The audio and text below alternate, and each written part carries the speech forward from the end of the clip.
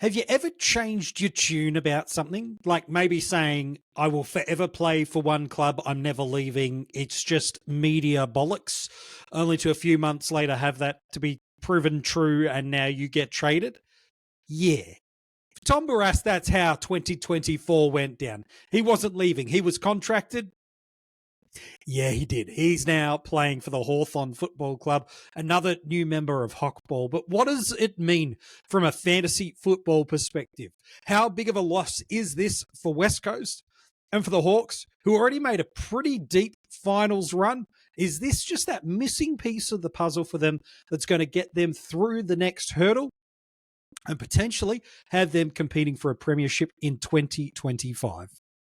We're talking about Tom Barrass on today's trade review, where we look back at every player that's moved clubs this period of time, tell you what it means for the club they've left, the club they've landed at, and tell you what it means for fantasy footy heading into 2025. If you're loving this series and you haven't subscribed to the YouTube channel or followed us and liked us in that channel, make sure you do so, as well as wherever you get your audio podcasts. Just search for the Coaches Panel. You can find us. We're there. Give us a 5-star rating, as well as follow the channel. So Tom's an interesting guy. I think he's such an important and underrated player. If you don't live in Western Australia or follow the Eagles, I think sometimes you can just forget how important a player can be structurally.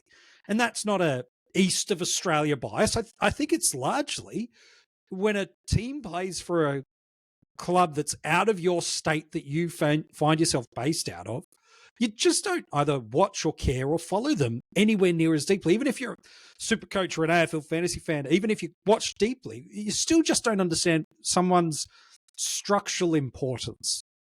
And for the better part of a decade, Tom's been a super important structural player. Really hard to beat key position defender. But he's not just a lockdown tall in the back line. As while he is difficult to body up against, and it's rare that somebody can win consistently against him in one-on-one contested situations and marks, is he's not just a lockdown tall defender. He's got the peel-off abilities, he intercepts well, he reads the ball really well in the air. And had it not been for a Jeremy McGovern who built his career off intercepting and peeling off and taking these nice marks, I think the AFL community more broadly would look at Tom Barrass in an even higher light, because he's got that skill set about him too. It's just not always been required out of him. So Tom's a really capable player and a very, very strong asset. And I think him landing at Hawthorn, let's talk about them, this structures them up beautifully. There are a couple of missing pieces for them in their team during this finals run that has just gone. And one of them was they felt a little bit thin and skinny in the tall defensive spaces.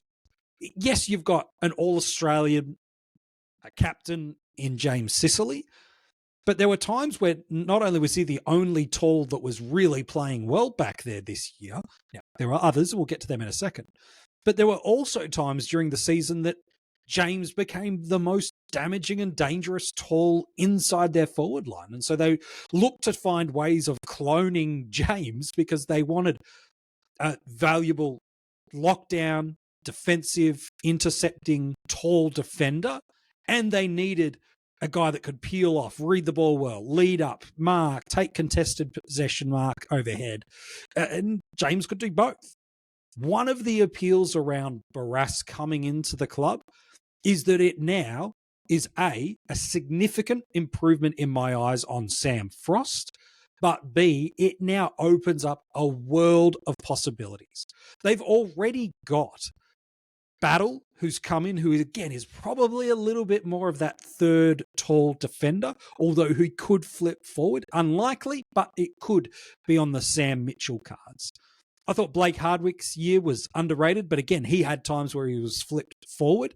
And let's not discount Scrimshaw. He was excellent throughout the year after a little bit of a patchy start. He got strong and good.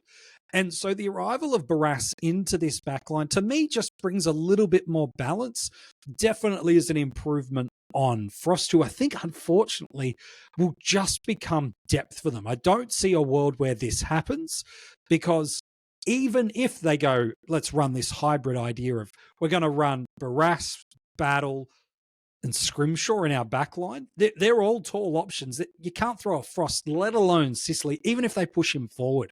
It does feel like they're a little too top heavy on the tall side, and so much can't be left on guys like a Hardwick to play that more small defensive role. So I think the arrival of Barras and Battle combined definitely improves their team's intercepting, playmaking off half back and through the back line, as well as just harder to score against. And there were times last year, albeit patchy, but they could be scored against with some more momentum than they probably would have liked. So for Hawthorn, this is awesome. There's not too much else now they're lacking. Will they push deeper into finals? Well, that'll be something we'll talk about as we get closer to the season starting. But for Hawthorn, this is exactly what they want. For West Coast, well, it's an important piece they've lost. I don't think we want to understate it, but they clearly are thinking longer term prospects here. Still very much in the rebuild mindset. And the departure of him just simply means another kid gets an opportunity to take on greater responsibility. Now, whether that's someone that's sitting at the club already or they look to take some of their, not their first selection at the draft, but some others in that second round, are they going to go after some of those key position prospects that can go and sit through there? I wouldn't say there's any tall key position defenders that sit in the draft that are at the top end, but there's certainly some guys that could come in as that third tall defender, make McGovern play a little bit more accountable, whatever they need. I think they're clearly just giving a youngster an opportunity to hold that space. And the draft is definitely going to be a spot they look for. I know they've got some options sitting on the list right now that they should rightfully give opportunities to, but I think that's clearly where the West Coast Eagles are. They still have got enough experience in that back line with McGovern kind of holding down the fort.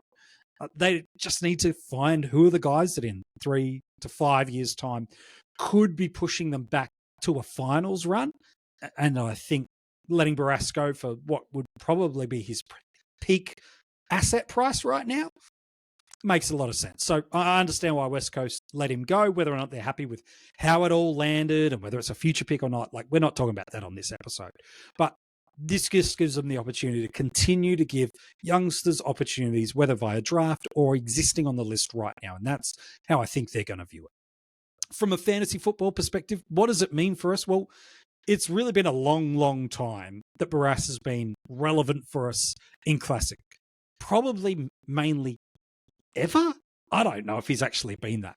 But it's certainly more super coach than AFL fantasy is where the value is. Like a high 50s average in fantasy this year is pretty normative for him. There's some okay scores if you're streaming him in draft, but in Classic, you're just going nowhere near it in not just fantasy, even in Supercoach. Like, we're talking about a guy that his best is sort of that 80s average range, and he's not going to improve in a team that has just as many capable ball users, already has a really nice structure and system, already got the rebounding elements that they want around it, and potentially he might not even have to do any intercepting as one of his top 3 skill sets, because you've got the likes of Battle, Sicily, Scrimshaw, who offer elements of that too. So I think what's more likely is Supercoach scoring regression, despite him being in a better team, rather than a maintain or an increase. So to me, draft in Supercoach only, would you be looking at him? And it's probably very, very late on draft day and probably more in the player pool pickup, depending on the size of your league, size of your draft. But Classic, don't even think about it. There's just no relevance for you there across the formats. But do you agree or disagree with my take on Tom Barrass joining in Hawthorn and what it means in a fantasy landscape? You can comment below if you're watching this on YouTube and let me know. And if you're listening to this as an audio podcast, you can let us know via social media. All the details of where you can reach out and find us are in the details of the description of this episode. You can go check it out.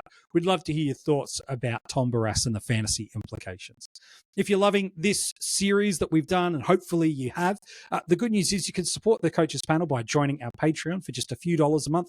You can not only support the Coaches Panel, but gain access access to a bunch of exclusive content right now. Every single week, we are giving a brand new episode across October and November to our Patreons, where we look through our top 50 keeper ranks, break these players down into 8 tiers. We'd love for you to go and check that out because we're just starting to turn the corner now into focus of the 2025 preseason.